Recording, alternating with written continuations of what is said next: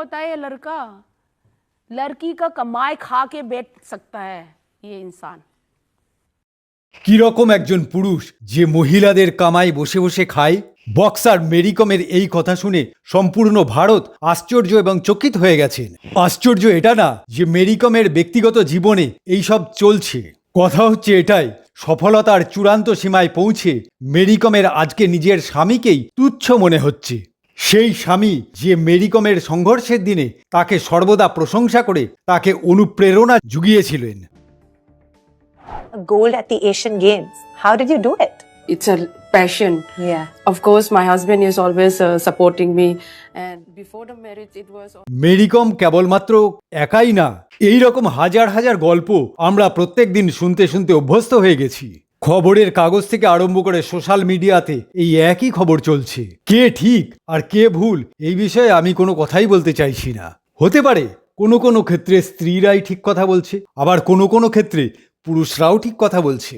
ব্যক্তিগতভাবে সকলের গল্প আলাদা হতেই পারে।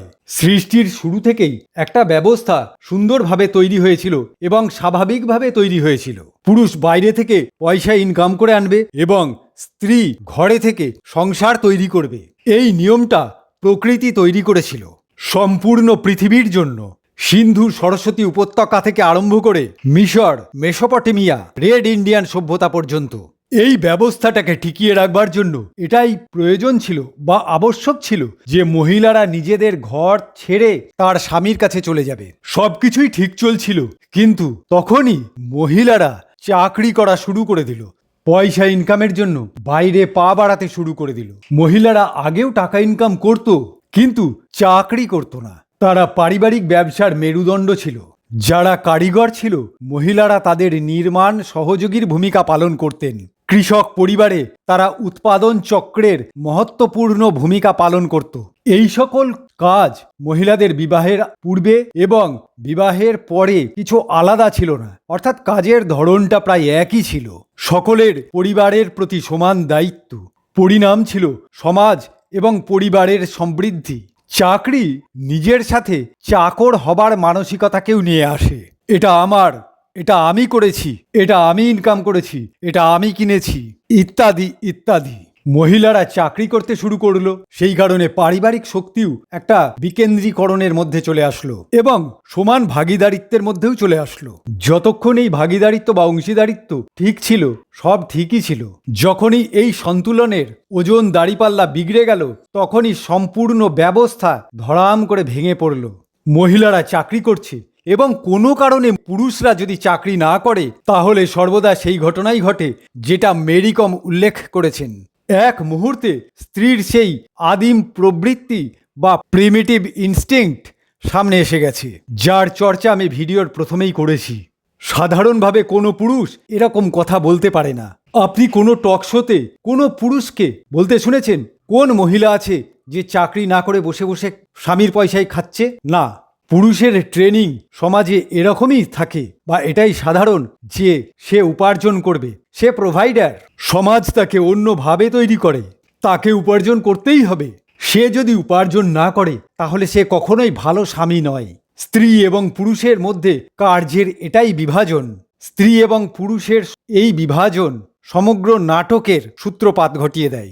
মেরি কমের কেরিয়ার যখন উপরের দিকে চলছিল, তখন প্রত্যেকটা লোক এটাই বলছিল, ভারতের প্রত্যেকটা পুরুষের মেরি কমের স্বামীর মতনই হওয়া উচিত।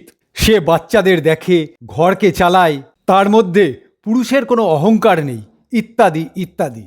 আজকে পরিস্থিতি যদি উল্টো হতো, তাহলে মেরি কম আদালতে গিয়ে ভরণ পোষণের অধিকার দাবি করত এবং মামলা করত। কোর্টে বসা কোনো জজবাবু অর্ডার করে দিতেন, স্ত্রীকে টাকা দিতেই হবে, তার জন্য স্বামী ভিক্ষে করুক অথবা কোথাও থেকে ধার করে এনে স্ত্রীকে টাকা দিক। মেরি কমের মতন মহিলাদের উৎসাহ প্রদানকারী সমাজ এবং ন্যায় ব্যবস্থা আসলে আগামী দিনের মহিলাদের জন্য বড় গর্ত খুঁড়ছে। আপনি নিজের পরিবারের উদাহরণটাই নিতে পারেন। আমাদের সকলেরই দাদু বা সেই আমলের মানুষের ক্ষেত্রে স্ত্রীরা সবসময় ঘরের মধ্যেই সীমিত থাকত।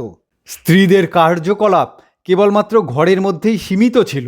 70-80 দশকের পরে আমাদের পিতাদের সময় কিছুটা সমাজের পরিবর্তন এলো। তখন স্বামী যা ইনকাম করত তার সমগ্র টাকাই সে স্ত্রীর হাতে দিয়ে দিত এবং স্ত্রী সংসার চালাতো। আমাদের পিতার প্রজন্ময় স্ত্রীর হাতে টাকা দিয়েই পুরুষেরা নিশ্চিন্ত হয়ে বাড়িতে বসে থাকত। অধিকাংশ পরিবারের সম্পত্তি এবং বাড়ির দলিল মায়ের নামে হতো। মা সম্পূর্ণ পারিবারিক ব্যবস্থার মধ্যমণি ছিলেন। 80 এবং 90 দশকে যখন মহিলারা বাড়ির বাইরে পা রেখেছিলেন, তখনও এটা আমাদের পিতা বা বাড়ির পুরুষের সহযোগ এবং সম্মতি ছাড়া সম্ভব ছিল না। বিগত 40-50 বছর ধরে নারীদের সঙ্গে পুরুষদের একটা প্রজন্ম সম্পূর্ণভাবে কাঁধে কাঁধ মিলিয়ে দাঁড়িয়েছিল বা তাদেরকে অগ্রগতিতে সাহায্য করেছিল। তখনই এই সামাজিক পরিস্থিতির মধ্যে বামপন্থী নারীবাদ এসে আবির্ভূত হয়েছিল। ফিল্ম, টিভি সিরিয়াল, বিজ্ঞাপন, ওয়েব সিরিজের মাধ্যমে মহিলাদের মাথায় ঢুকিয়ে দেওয়া হলো যে চাকরি করা মহিলারা নারী স্বাধীনতার প্রতীক। তুমি নিজেকে ভালোবাসো, আত্মকেন্দ্রিক হও, কাউরির চিন্তা বা পরোয়া তুমি করো না, খোলাভাবে বাঁচো। আর পতি বা স্বামী যদি এর মধ্যে কোনো বাধা সৃষ্টি করে, তাকে ফর্জি মোকদ্দমা বা মিথ্যা কেস দিয়ে জেলে পাঠিয়ে দাও। পুরুষ বিরোধিতাকে নর্মালাইজ করে দিয়েছে বা অতি সাধারণ একটা ঘটনা বলে চিহ্নিত করা হয়েছে। কিন্তু এই প্রজন্মের মহিলাদেরকে কেউ শিক্ষা দেয়নি যে অধিকার চাওয়ার সঙ্গে সঙ্গে তোমাকে কিছু কর্তব্যের কথাও মনে রাখতে হবে। তোমার কর্তব্য কি আছে সেটাও তোমাকে জানতে হবে। বিবাহের একটি সন্তানের পরেই বা 40 বা 50 বছর বয়সেই এক্সট্রা ম্যারিটাল অ্যাফেয়ার, রিলেশনশিপ বা বিবাহ বহির্ভূত সম্পর্ক বা প্রতিদিন ডিভোর্সের সংখ্যা বেড়ে যাওয়ার কারণ কি? আপনি যে কোনো ফ্যামিলি কোর্টে গিয়ে দেখতে পাবেন ডিভোর্সের অধিকাংশ মামলা মহিলাদের দ্বারাই আনা হয়েছে বা মহিলারাই ডিভোর্স চেয়েছে। এই বয়সে বা 40-50 বছর বয়সে ডিভোর্স নিয়ে তারা কি খোঁজার চেষ্টা করছে? মায়ের হাতে তার নিজের সন্তানের হত্যা, এটা আজকে সাধারণ ঘটনা হয়ে দাঁড়িয়েছে। মহিলাদের যে রোমাঞ্চের স্বপ্ন দেখানো হচ্ছে তার মূল্য কতটা এবং সেই মূল্যটা কে দেবে?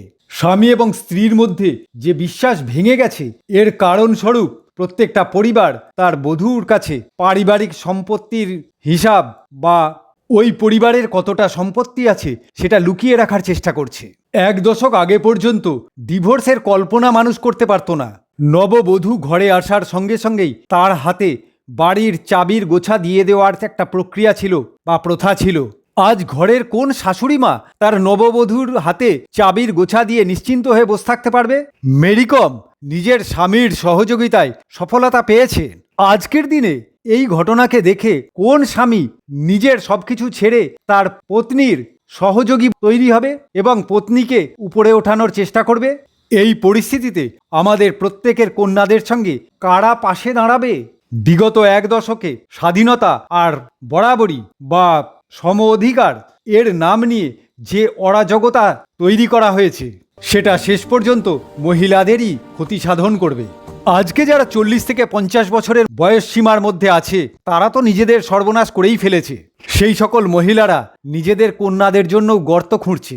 দুঃখের কথা এটাই, এই সব নারী স্বাধীনতা এবং সমলিঙ্গ মান্যতা বা জেন্ডার ইকুয়ালিটির নামে করা হচ্ছে।